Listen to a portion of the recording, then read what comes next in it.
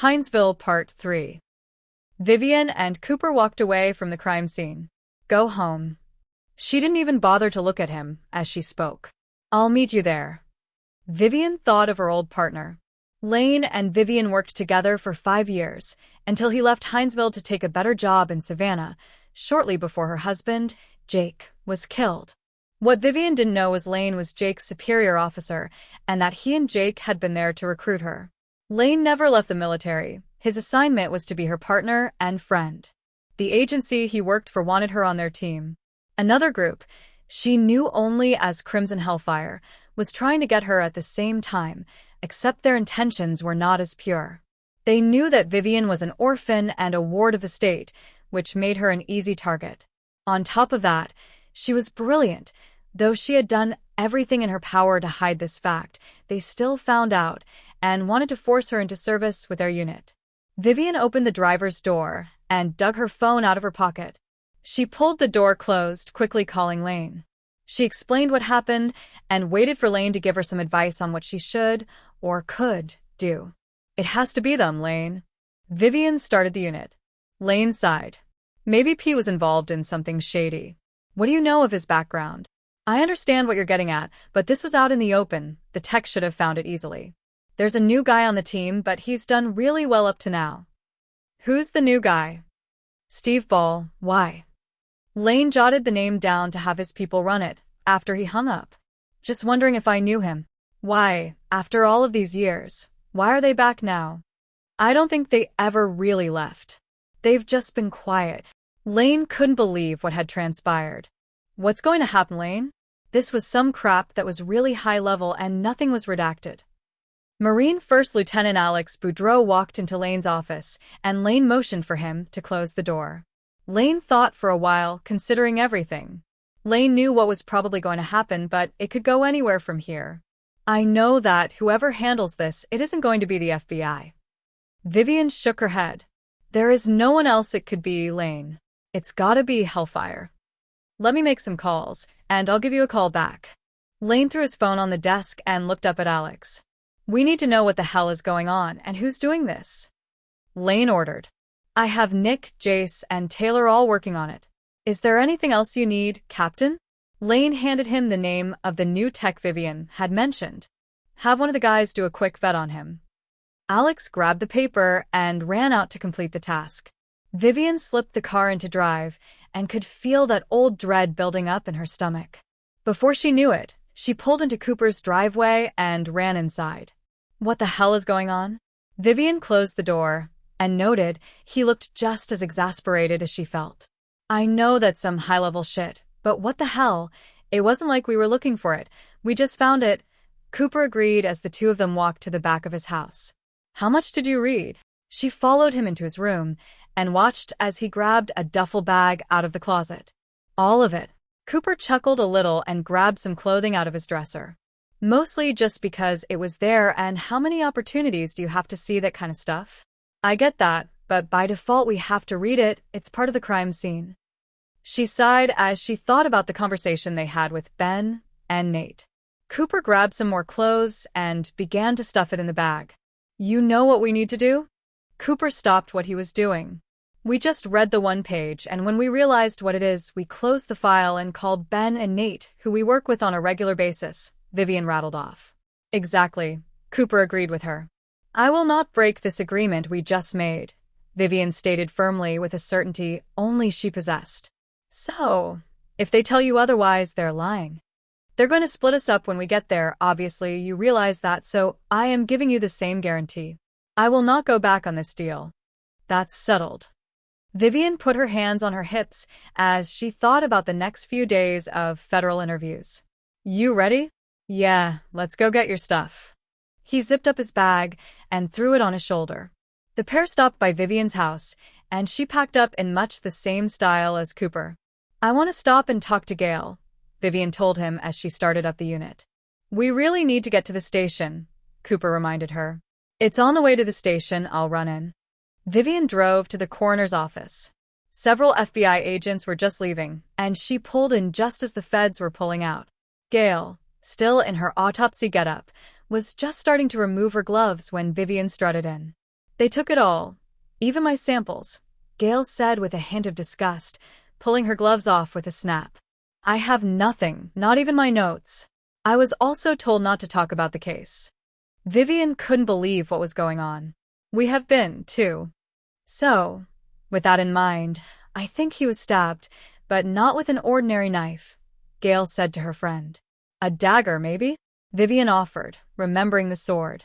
Gail nodded as she thought about the suggestion and finished removing all of her coverings.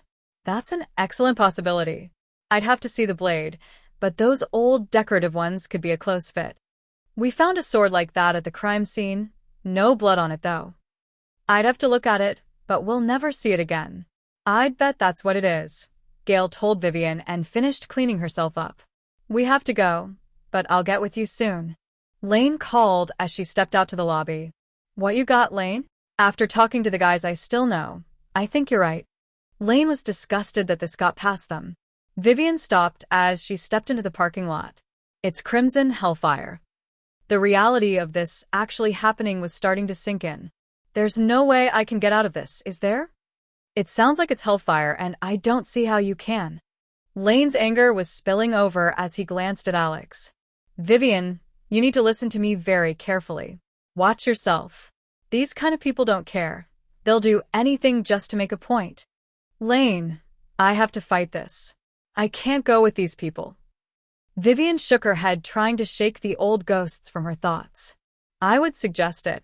Lane was flat and to the point. Alex walked in again, wanting to report what they had found. Thanks, Lane. I'll talk to you soon. She was now internally determined to fight like hell. Lane hung up, but he knew it would be a while before he'd talk to his friend again. He looked at Alex and waited for him to report. Steve Ball is an alias. Alex watched as Lane paced a little. We can't find any history on this guy. Get on the phone. Lane's fury was palpable as he spoke to Alex. Start making calls, and get her out of this. They aren't going to hold back, knowing her history with them. Lane looked at his desk and then back at Alex. I don't think she'll be holding back either. Who do you want me to call? Alex could think of no less than 15 people he'd call in this situation. He ached for Vivian and remembered all of the resistance to these bastards he had put forth through the years. All of them. Lane growled and turned to a window, considering the situation. Just get started. Yes, sir. Alex left Lane's office, grabbed 3 of the other guys, and they all got on the phone. Vivian walked to the unit and looked up to see Cooper ending a phone call. Who are you talking to? Cooper asked her as she slid into the driver's seat. Lane. She fired up the engine and looked at Cooper. You? Cap. What did he have to say? Just that this is crappy. They found several FBI agents when they walked into their squad room at the PD. One agent was at Vivian's desk, searching her computer, and a couple of others were escorting their suspect out of the building. Foster Martin. Sullivan called them to his office. They slowly stepped in his direction, followed him in, and he motioned for them to close the door. I got the rundown of the shit y'all stumbled into, Captain Sullivan explained as he crossed his arms and sat on the edge of his desk. Most of my questions were answered with, it's a matter of national security. We've already been told not to talk about it, Cooper explained. I know. Sullivan nodded, wondering himself what was in store for the pair. They're cleaning your computers of any information that you may have on the case. All of it. Vivian was shocked by the statement, but even she didn't know why she was so surprised. There was nothing normal about this case. Captain Sullivan sighed and dropped his glasses on top of his desk. They took your 10 to 15, too. A team of agents came and removed him from his cell. Cooper and Vivian let out a sigh at the same time, and Vivian answered. We saw them escorting him out. Ben knocked on the captain's door and opened it. We cleaned your computers, and you have to leave, now. Ben was direct and stern. This irritated Vivian. He didn't need to be. The detectives turned to their captain in silent resignation. I know. I'll see you when I see you. He waved them off. Cooper stepped out, and Vivian closed the door and turned to the captain. Cap, if you find out we leave FBI custody, would you call the state police and file a missing persons report? Sergeant Dickerson will know what you're talking about. Viv, from what Ben was telling me, that shouldn't happen. Captain Sullivan wondered if he should be making calls now. He knew Vivian wouldn't ask something like this unless there was a damn good reason. Please, Cap. Vivian looked at him, knowing what this was really all about. I'll call, he nodded, and she left. The two left, with a bureau escort, 2 cars behind them, 1 in front, and the whole group drove toward Statesboro. Ben drove one of the FBI escort vehicles with Nate in the passenger seat, both of them still racking their brains for an escape. Nate decided to make one more call. What do you mean they can't stop it? Nate was furious, which was given away by his tone. He listened to the response of his supervisor. This is bullshit. He paused as his supervisor explained that he had pulled all of the strings he could, but questioned why the officers looked at the information. Of course, yes, they looked at it. It was part of a crime scene, a homicide at that.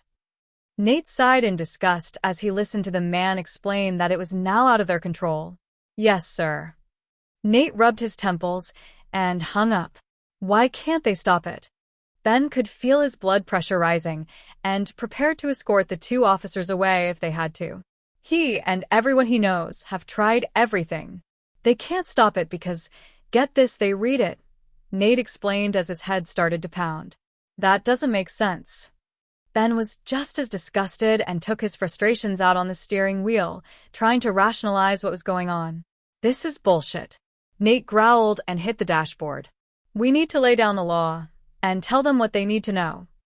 What? To fight everything tooth and nail? Ben questioned and hit the steering wheel again, wishing he had not reported the fact they had read it, but it was pointless. The team cleaning the house found 4 video transmitters in the house. The people who set them up knew they had read it already. There was no stopping it. We get to bring them to the site, Nate mentioned as they entered Statesboro. At least we get that. Ben took a long breath, knowing the next few days were going to be among the longest of his life. They have no idea what they're in for. They were about halfway there when Vivian broke the silence. How do we end up with all of the shit cases? Cooper started laughing, relieving some of the stress. I was just thinking the same thing. Why are we being escorted? I'm certified to act as a federal agent at their request. Vivian looked in her mirror at the agents in the car behind them. I was thinking the same thing. The 2 continued along in silence. Both of them could feel the approaching storm in their gut. Soon Cooper was pulling into the FBI field office parking lot. An agency car parked behind them, blocking their car. They were then escorted to the building by 4 of the agents. I'm so not looking forward to this, Vivian mumbled to Cooper as they walked to the building. Me neither. Cooper breathed out as the door was held open for them. Ben and Nate ran up to meet them just inside the building. Come with us, and say nothing until me or Ben come to talk to you, Nate told them in a tone that left no room for discussion. Nate, Ben, and 4 other agents escorted them through the hallways. They were brought to a conference room and left there. They both dropped their bags by the door and sat down. There were some bottles of water left on the table. Cooper grabbed 2 and handed one to her. She twisted the cap, but the top didn't crack like a new unopened bottle of water would. She quickly put her hand on Cooper's bottle before he opened his, and he stopped what he was doing. Mine was already opened, she whispered and set her bottle on the table. Cooper tried his, and it was the same. They were spiked. She knew what that meant and sighed. What the hell is going on that they would drug the water? She knew at this point, at the very least, it wasn't the FBI pulling the strings. Cooper shook his head, but knew the situation was unavoidable. Vivian rubbed the back of her neck as she sat in one of the chairs. I don't think this is going to end well. Me neither. Vivian didn't know what to think. Her mind raced as she thought about Jake, her late husband, and the shit she went through while he was alive. Neither of them knew Pete, but she'd bet those bastards with Crimson Hellfire set all of this up. Jake warned her they'd stop at nothing. Ben and Nate walked in about 10 minutes later, rescuing Vivian from her thoughts. She grabbed her bottle of water, having every intention of giving it to Nate or Ben. Let's go, Ben ordered, and motioned for the 2 to follow. The 4 walked out a side door toward a waiting sedan. What's going on, guys? Cooper asked. Wait until we're in the car. Nate gave him a look that told Cooper not to question. The 4 climbed in the sedan with limo tint on the windows, and Ben drove them off of the lot. You too. I want to continue poker night, so listen good, Nate started. We're Agents Hernandez and Garcia, not Ben and Nate. We're taking you to a secure facility where you're going to be debriefed, but not by FBI. These guys are serious. We figured out it's not the FBI, but why, in the hell, were we escorted by 6 agents to a debrief? Vivian, though concerned about the direction this was taking them, still wanted answers. Think more along the lines of interrogation. Ben wanted to put emphasis on what Nate had told them. The FBI has no control over these people. You read the first page, realized the seriousness of the information, and immediately called us. Nate explained, but it didn't matter. All they had to do was crack open a folder, and the presumption would be they read it all. Ben looked at Viv and Coop in the rearview mirror, hoping they understood why him and Nate were so wound up. Do you understand what we're telling you? Can we leave our weapons with you? Vivian had a sense of dread continuing to build within her with the warnings of the agents. We'll get them back when we're done. I'd suggest it, Ben agreed, and watched the 2 detectives. I'm going to leave all of my personal items with you also. Vivian began to put her gun, wallet, keys, and phone in the seat pocket in front of her. Cooper quickly did the same. Why did they spike the water in the conference room? Nate sighed and shook his head. We didn't know they did. Vivian slid her bottle of water to the front seat. You can check it. Nate took the bottle. I will. Nate knew exactly who he'd bring it to for analyzation. They're out of the loop and away from this organization. We'll get your stuff out of the car later at the office, Nate told them as Ben turned down a side street. Vivian noticed the area was mostly unused warehouses. There wasn't much traffic in this part of town, and it was obvious. Ben was about halfway down the street when his car was cut off from an alley. Remember what we told you. We won't stop trying to find you, but this is as far as they're going to let us go, Nate said urgently. They will split you up now, and we won't stop looking until you're both back, Ben said, and Vivian could see how angry he was. Ben, I'm fighting this. Ben quickly tried to consider the options they had. Vivian, don't. They killed Jake. Vivian glared at Ben. This statement shocked Ben, but they didn't have time to discuss it. Viv, don't do it. But he wanted her to. He wanted her to give them hell. Call Sullivan, tell him what happened. Vivian told both men. Viv. Nate started to answer her. Call Sullivan. Vivian turned to see a van as it pulled quickly behind the FBI vehicle. Several men exited both the car and the van. Ben quickly recognized 5 of them, all of whom worked Black Ops at one point or another. They'd been all recruited by several government agencies that didn't technically exist. A third car pulled up alongside Ben's car, and the men only exited the vehicle, spread out, guns visible on their hips, and watched as if to keep the FBI agents at bay. Their doors were opened and Cooper and Vivian were pulled from the car. They didn't even bother to grab the bags they packed. They both knew, after all of the warnings they received, they didn't need them. Vivian took a few steps and began to fight like hell. If these bastards are who she thought they were, there would be hell to pay. 5 of the men were quickly on her. She had 2 on the ground as Cooper was dragged to the van. Another handful of men quickly came to the aid of the others and pulled her toward the car. Ben and Nate threw their doors open as the men from the other agency surrounded their car. We'll be taking them from here. One man looked coldly at Ben as he walked up. This is bullshit. We were supposed to escort them to the facility. Ben yelled at the man as Nate joined him on the driver's side of their car. There has been a change of plans, Agent Hernandez, the man told him gruffly and immediately dismissed Ben as irrelevant. Now go back to your office. You'll be contacted when we're done with them. Nate lunged at the man, and he was immediately restrained by 2 of the unknown agents. Don't push it, Agent Garcia. I know who you really are. The man glared at him. Nate shook off the 2 agents and stood in the middle of the street with Ben. 2 of the men walked to the FBI unit and cut their tires. You will not follow us, one of the men said coolly, walked back to his car, and they all drove off. The FBI agents watched helplessly as their friends were taken away in separate directions. This is bullshit, Nate yelled as he hit the hood. Fuck, Ben screamed in the intense frustration. He pulled out his phone and called their boss, SAC Chad. They took them, before we got there. Ben listened as he seethed. Why would I lie about that? Ben took his phone away from his ear, as if he were disgusted by what was being said. You better get everyone on it. They need to be found as quickly as possible. They'd rather die than turn on one another. Ben hung up, even though the person on the other end was still talking. Ben looked at Nate, and then opened his phone again. He was calling Sullivan.